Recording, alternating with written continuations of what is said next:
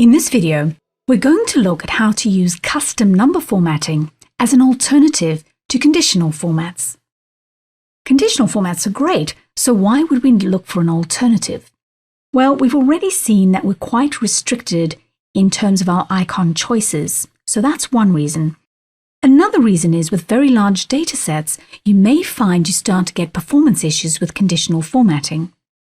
Custom number formats are about 3 times more efficient. In this example, Rowan would like to have some icons for our core waste production very similar to those as we have for our resource recovery rates. The difference is he would like all the positive values to have a red triangle pointing upwards and the negative values to have a green triangle pointing downwards. With the conditional formatting icons available to us, this is not possible. So he's going to have to use a custom number format. Before we solve that problem though, let's take a moment to understand how number formats work. If you click on a cell where no formatting has been applied, you will see it is set to General, which means no format. You can, however, go and apply one of the standard formats. So for example, if I click the drop-down, there are a whole lot of standard formats to choose from, including currency, accounting, and percentage. If you don't want any of those, however, you can create your own custom number format. To do that, there are a few options. You can click on the dialog launcher at the bottom of the number format group, or the keyboard shortcut is Ctrl+1. When we open up our Format Cells dialog, you'll see it's gone to the Number Format tab, and at the moment these numbers are formatted as percentage. To create a custom format, we select Custom. We then type in the formatting we want in the type box, and we'll see a sample come up over here. So for example, if I were to put another 0, you'll see the sample changes to show me 2 decimal places. I'm going to go back to 1. With custom number formats, we have the option to specify how our positive values look, how our negative values look, how zeros are formatted, and how text is formatted. So 4 options, and each is separated by a semicolon. You don't have to specify all of them, and we're not going to worry to specify the text. With this first example, what we'd like to do is have all of our positive values turn green, our negative values show as red, and our zeros not show at all. So right at the beginning, before the 0, I'm going to type a bracket and type the word green and close my square bracket. This is saying show positive values as green in the format 0.0%. I'm then going to type a semicolon. The next section is how my negative values should look. So I'm going to open my square bracket, type red, close my square bracket, and make it minus 0.0%. Then I'm going to type another semicolon, and in this section I specify how I want my 0 values to look, and I don't want to see them at all, so I'm going to leave that completely empty. And when I now click OK, my custom number format has been applied. So that's the principle. We now want to use icons instead of those percentages. First thing we're going to need to do is actually get the icons. So I'm going to click into I3. We just need a blank cell here. And we're going to come to our Insert tab on our ribbon. And on the far right, you'll find Symbols. You're going to choose Symbols and Symbol. And there are a lot of alphabets you can choose from. So for example, if I were to type in Wingdings, you'll see we've got Wingdings, Wingdings 2, Wingdings 3, and coming in here, loads of symbols. The downside of using something like Wingdings is you'll need to remember to change the font in that column to be Wingdings, and if somebody changes it to something else, you're going to lose your icon. So you're probably safer off going with a standard font like Arial. So I'm going to go back to Arial. And again, there are loads of icons you can choose from, but you can narrow down the subsets. I'm going to click the drop down and scroll down till you get to geometric shapes. You will need to scroll down quite a bit. And in the geometric shape section, we don't get a massive selection, but we get some smiley faces, which are good, and we get the ones we need, the up arrow and the down arrow. I'm going to double click on the up arrow and double click on the down arrow and then just click close. And then let's copy those so we've got them on our clipboard for when we need them. So Control C and enter.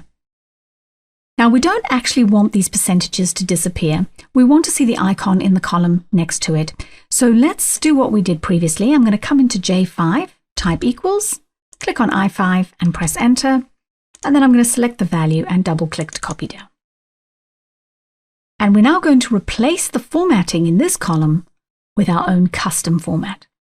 Keyboard shortcut, Control-1, and here's our number format dialog. Again, we're going to choose Custom, and then where we've got the type box, we're actually going to remove that altogether. And you can see it's gone to General. Now we've decided that with our positive values, we actually want to see them as red in this example. So I'm going to open my square bracket and type red, close my square bracket, and then I'm going to paste my icons. So Control-V and backspace to remove the down arrow. What I'm saying here is, if the value is positive, I want it to show a red triangle. Now type a semicolon. If it's negative, I want the green color. So I'm going to type green, close my square bracket, and again paste Control-V. But this time remove your upward triangle and leave your downward triangle. And if it's neither, I want to leave it empty. So I'm just going to type a semicolon and then say OK. Looks very much like a conditional format, but that's actually a custom number format. And we can further refine these. So Rowan has two issues with this. The first thing is he doesn't necessarily want to apply it to positives and negatives. He actually wants to apply the red triangles if the value is 1% or over, and he wants to apply the green triangle if it's below -1%. So that's the first issue. The second issue is he's not that excited about that green. He'd like to go for a slightly darker green. Now we actually have a large selection of colors we can apply for custom number formats, and these have all been documented in your toolbox, so you can go and use that as a reference. For this example, the green color we want is number 10. So we're going to change that green to the number 10. Again, with your cell selected, we're going to press Control-1 and get our number format open. And the first thing we're going to do is we're going to replace the green. So I'm actually going to select that, and I'm going to type color, C-O-L-O-R, the American spelling, followed by the number I want. So that's going to replace the green for me. The next thing I need to do is add those ranges. And I'm going to start with the first one. So I'm just going to click just before the square bracket in red, and I'm going to add another set of square brackets. So open my square bracket, and I'm going to say that I only want to see the red up triangle if the value is greater than 0.01, and then close my square brackets. Remember, we're working with percentages. Then I'm going to do the same for my green one, or my color 10.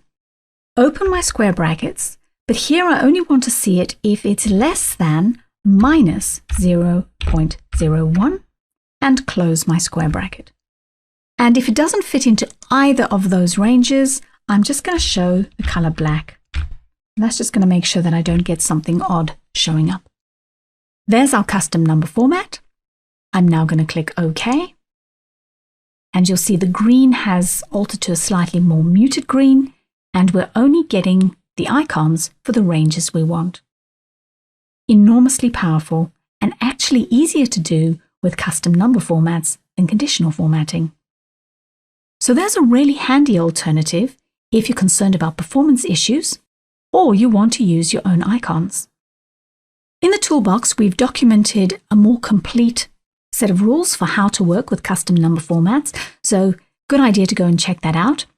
And don't forget to do this week's practice challenge, which will give you great practice with all the skills we've learned this week. Have fun with it.